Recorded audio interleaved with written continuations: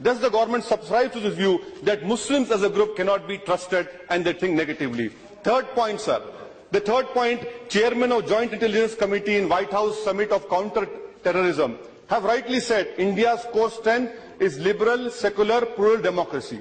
But I would like to know from the government that will this government, if it believes in secular, plural democracy, will it appeal against the trial court judgment of December 30 from the Mumbai trial court, which had given a leeway, a temporary leeway to the ruling party president? Will Kausar B, who's my sister, who was raped, drugged and murdered and her body was burned and thrown into a river, will this government, which talks about maximum governance, minimum whatever it is, will you appeal against that trial court judgment? I would like to know from the government through you, sir, when you talk about that Sabka Saath, Sabka Vikas is your basic tenet of your government, why is it? And when you talk about freedom of religion, February 17, Prime Minister's statement, freedom of religion, but within a week, his spiritual, his intellectual, his ideological guru made an obnoxious statement about a Nobel laureate. We want to know from you to the government, where does the truth lie? Does the truth lie with the Prime Minister of the Constitution? Does he still talks about Constitution? Or the truth lies with what his spiritual, ideological mentor, guru is saying? We want to know from the Prime Minister where the truth lies. Sir, the third point which I want to know from the government is, if what the Prime Minister says is right, he believes in freedom of religion, then what is happening in Kushinagar, Uttar Pradesh? 150 Muslim families have been forced to leave their house. Why? Because the good old person who's there. Sir, I want to know, why isn't this government able to control a cancer doctor, an oncologist who's spreading not his but his cancerous communalism throughout the country? आदरणीय सभापति महोदय जी, हमारे देश में राजनीतिक कारणों से संप्रदाय का जहर घुलता चला जा रहा है और आज से नहीं चला जा रहा है, लंबे अरसे से चला जा रहा है, जिसने देश को तबाह करके रखा हुआ है, दिलों को तोड़ने का काम किया है। लेकिन सवाल हमसे पूछे जा रहे हैं, हमारी भूमिका क्या है? मैं आज जरा इस सदन को कहना चाहता हूं, 27 अक्टूबर 2013 मैं पटना में था, गांधी मैदान में था। बम धमाके हो रहे थे, निर्दोष लोग मौत के घाट उतारे गए थे, लाखों की जनमेदनी थी, बड़ा ही कलुषित माहौल था, रक्त की धाराएं बह रही हैं। उस समय जब इंसान के हृदय से बातें निकलती हैं, वो सच्चाई के तराजू पर 100% सही निकलती है, उसमें कोई लाग लपेट नहीं होता है। बम बंदूक के बीच रक्त बह रहा था, लोग मर रहे थे। उस समय मेरा जो भाषण है, और उसमें मैंने कहा था कि मैं कहना चाहता हूं, मैं पूछना चाहता हूं कि बताइए, हिंदुओं को किसके साथ लड़ना है? क्या मुसलमान के साथ लड़ना है कि गरीबी के साथ लड़ना है? मैं मुसलमानों को पूछता था, क्या आपको हिंदुओं को साथ लड़ना है कि गरीबी के खिलाफ लड़ना है? और मैंने कहा, आइए, बहुत लड़ लिया, हिंदू मुसलमान एक होकर के हम गरीबी के खिलाफ लड़ाएंगे। हिंदुओं को किसके साथ लड़ना है? क्या मुसलमान के साथ लड़ना है कि गरीबी के साथ लड़ना है? मैं मुसलमानों को पूछता था, क्या आपको हिंदुओं को साथ लड़ना है कि गरीबी के खिलाफ लड़ना है?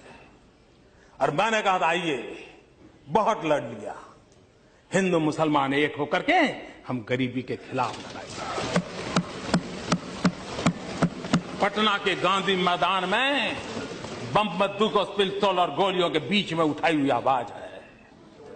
भारत को प्रेम करने वाले हर व्यक्ति के लिए ये बात साफ है, यह दाइश विविधताओं से भरा हुआ है।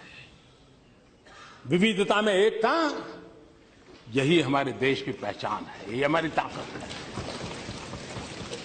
हम एक रूपता के पक्षकार नहीं है, हम एकता के पक्षकार हैं और सभी संप्रदायों के सभी संप्रदायों का फलना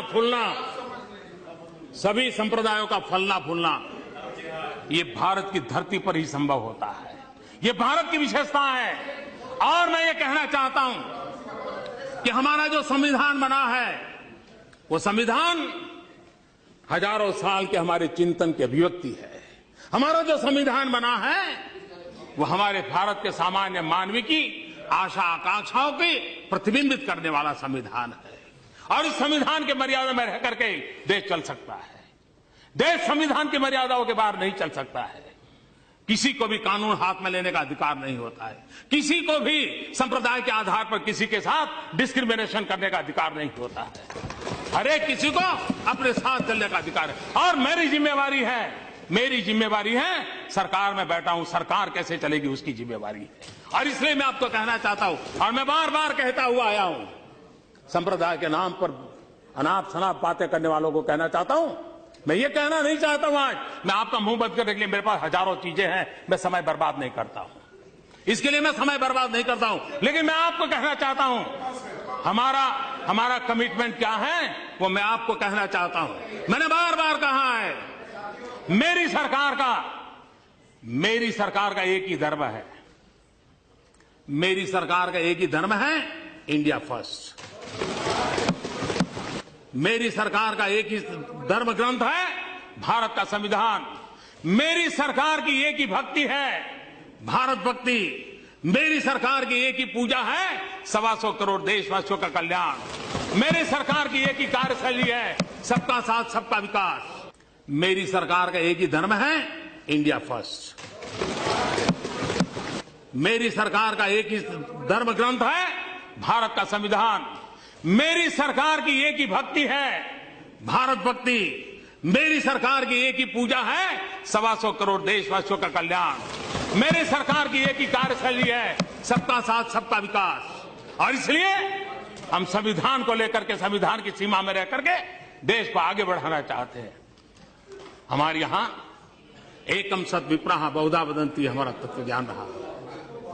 truth is one, says calls in a different way. सत्य एक है, विद्वान लोग उसको अलग अलग तरीके से कहते हैं। ये हम कहने वाले लोगों में से है। और इतना ही नहीं, यही देश है जहां गुरु नानक देव ने क्या कहा है। गुरु नानक देव ने कहा है, सब में ही रब रेहिया प्रभु एकाई। सब में ही रब रेहिया प्रभु एकाई, पेख पेख Nanak बिगसाई। The one God pervades within all, beholding him in all, Nanak in delighted। ये हमारा तत्व ज्ञान रहा।